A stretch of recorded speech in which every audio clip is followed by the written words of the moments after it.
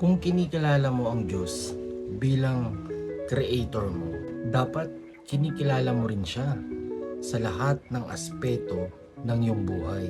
Kilalanin mo siya bilang Ama, isang tatay na hindi mo man nakikita pero may kakayanang itama yung mga pagkakamali mo sa buhay. Isang tatay na handang sumaklolo sa iyo sa lahat ng panahon o sitwasyon mo. At kung nasa isang sitwasyon ka na kailangan mo ng isang makikinig, yung tipong kahit sino sa paligid mo ayaw ka ng pakinggan, yung mag-isa ka na lang talaga, alalahanin mo, ang Diyos ay handang makinig sa iyo kahit ano pang oras yan. Tandaan mo, siya rin yung Diyos na may kakayanang payapain yung puso at kalooban mo. Lalo na kung stress ka na o nadidepress ka.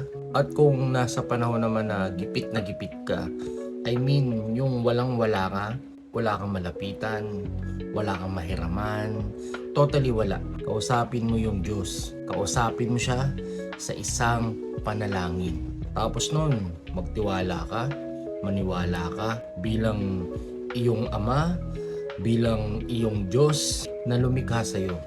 Dahil